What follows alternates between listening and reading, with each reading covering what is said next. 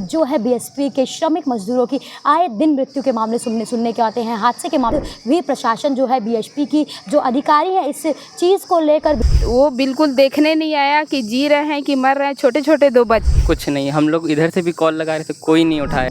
नमस्कार, मैं ईशा और आप सभी का स्वागत है दैनिक चिंतक में। और इस वक्त हम मौजूद है सेक्टर 9 के इस पंप ऑपरेटर के सामने, जो बीएसपी के अंतर्गत आने वाला पंप ऑपरेटर है। जैसे कि आप देख सकते हैं सेफ्टी फर्स्ट इसमें लिखा हुआ है, लेकिन जिस हिसाब से जो बीएसपी कार्य करती है, बीएसपी में जिस हिसाब से लोग कार्य करते हैं, जिस हिसाब से जो है बीएसपी के श्रमिक मजदूरों की आए दिन मृत्यु के मामले सुनने के आते हैं, हादसे के मामले सुनने को आते हैं, जिसमें कभी भी क्या है बढ़ोतरी होती दिख रही है। लेकिन जिस हिसाब से यहाँ लिखा हुआ है हमारा लक्ष्य शून्य दुर्घटना, इसमें कोई कहीं पे भी बढ़ोतरी नहीं दिख रही है कि जहाँ पे दुर्घटना में कमी आई।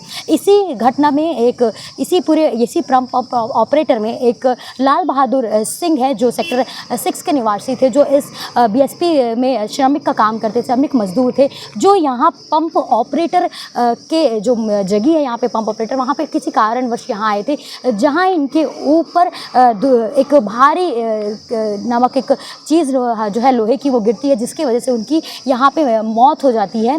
इस पूरी मौत को लेकर ये जो मौत हुई थी, ये करीबन 6 तारीख को हुई थी, शाम की ये पूरी घटना थी। लेकिन आज 8 तारीख हो गया है और 8 तारीख होने के बाद भी प्रशासन जो है बीएसपी की जो अधिकारी है इस चीज़ को लेकर बिल्कुल भी सीरियस नहीं है। और इसमें जो है जो उनके परिवार हैं वो लगातार मांग कर रहे हैं, बैठे हैं कि जो अधिकारीगण हैं आए और जो न्याय एक श्रमिक मजदूर को मिलता है वो उनको मिले। लेकिन जो बीएसपी के अधिकारी हैं और उनके जो ठेका जिनके अंतर्गत ये जो ठेके श्रमिक में जो काम करते थे, लाल बहादुर शास्त्री, जो लाल बहादुर जो एक जो सिंह थे, जो इसमें इनके अंडर काम करते थे, अभी तक वो जो है उनको न्याय नहीं मिला। और नहीं उनके जो ठेकेदार है वो उनसे अब तक परिवारजनों से आकर बातचीत की है और ना ही अब तक बीएसपी कर्मी ने कुछ बातचीत की है।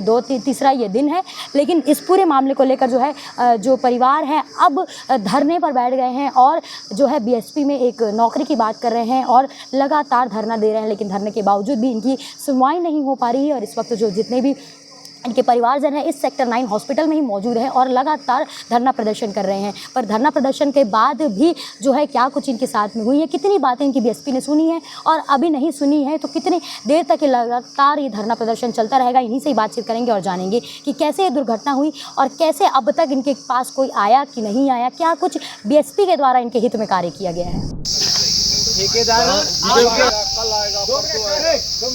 क्या ठेकेदार प्रबंधन के फैसले लेगा? प्रबंधन का जो पक्ष था इस मुद्दे में, इस केस में, वो आपको मैंने कुछ देर पहले वो फाइनल बता दिया।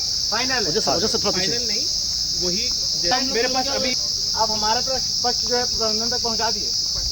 क्या जवाब आया वहाँ से? सेम स्टेटस है। Okay, thank you so much. चलिए FIR अब हम लोग सबके नाम पे करेंगे। सर आपका नाम? मेरा आपसे रिक्वेस्ट है, आपका शुभ नाम बता दीजिए। सुन लीजिए, मेरा आपसे रिक्वेस्ट है कि जो पाल इंजीनियरिंग का जो ठेकेदार है उसके आने तक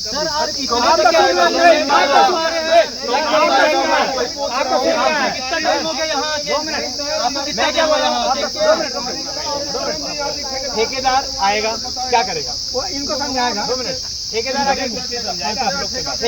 अरे 2 मिनट ठेकेदार आके क्या करेगा? आप लोग इतना संयम रखें, थोड़ी देर और। मैं क्या पूछा सर, ठेकेदार आके क्या करेगा? वो अपना पक्ष रखेगा, जो भी मुआवजे की राशि की बात होगी वो करेगा, अनुकंपा नियुक्ति देगा। हाँ या अपने फॉर्म में वो दे सकता, अपने उसका प्रिंसिपल फॉर्म जो है वो ये आपका बीएसपी है, प्रिंसिपल बीएसपी है। हमको बीएसपी से अनुकंपा चाहिए और किसी से नहीं चाहिए। वो दे रही है कि नहीं? सर इंसान की जान की कीमत इतनी सस्ती है, दे रही है कि नहीं बीएसपी? ये बताइए आप मेरे को। आप ठेकेदार से पूछ के तो नौकरी नहीं देंगे ना, उसका डिसीजन प्रबंधन को करना है। तो प्रबंधन डिसीजन कर रहा है कि नहीं, ये बताइए। मैं वही बार बार रिपीट कर रहा हूँ, हम भी रिपीट कर रहे हैं कि हो गया। पक्ष मैंने आपको कुछ देर पहले बता दिया, 38 घंटों में प्रबंधन का पक्ष हमने जान लिया। ये पक्ष प्रबंधन चाहे तो पहले भी आके दे सकता था अपने से, लेकिन इतना हंगामा करने के बाद आया तो धन्यवाद सर। अब हम लोग FIR करेंगे, हम लोग करेंगे। चलिए धन्यवाद।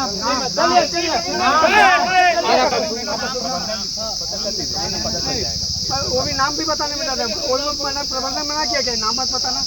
देखिए आप आउट ऑफ कंटेक्स्ट कुछ बातें मत करिए, सेंसिटिव नहीं। नाम आपका सेंसिटिव है, आपको भी जानना चाहिए। आप बातें समझ रहे हैं,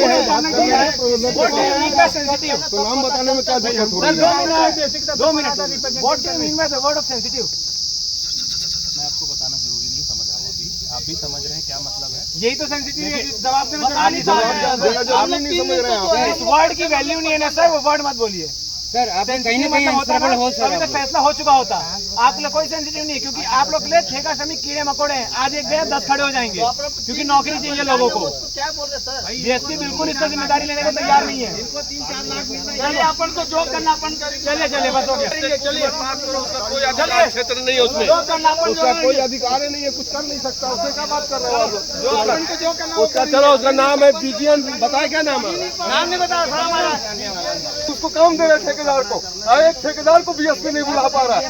इससे बड़ा और क्या हो सकता है? ये सारा सर बीएसपी और ठेकेदार दलाल है, पूरा दलाल है।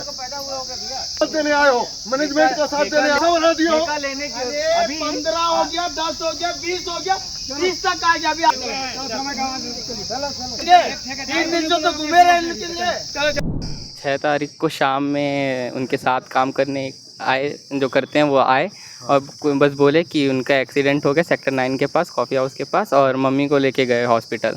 जी नहीं, कुछ नहीं बताया, बस बोला एक्सीडेंट हो गया है और ना सीरियस है ना कुछ नहीं बताया, बस लेके चल गए मम्मी को। फिर मम्मी गई वहाँ पे साइन के लिए, डॉक्टर बोले सीरियस है, साइन करवाए मम्मी से, फिर वापस आ गई मम्मी।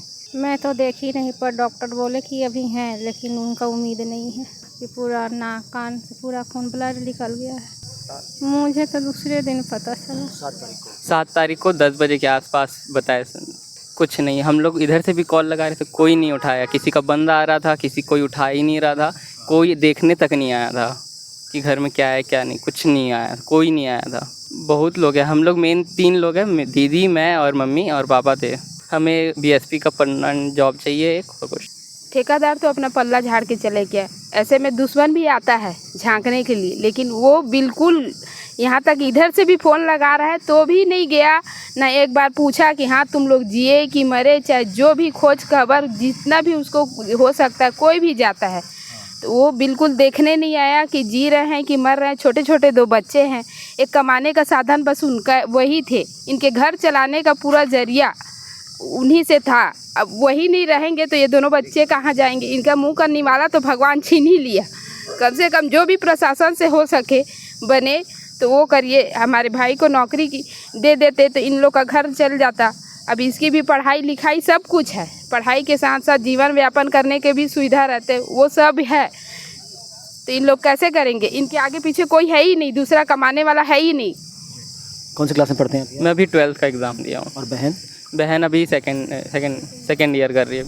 धन्यवाद। आप देख रहे हैं दैनिक चिंतक। आगे की अपडेट के लिए बने रहें हमारे साथ। हमारे चैनल को लाइक, सब्सक्राइब और शेयर करना ना भूलें।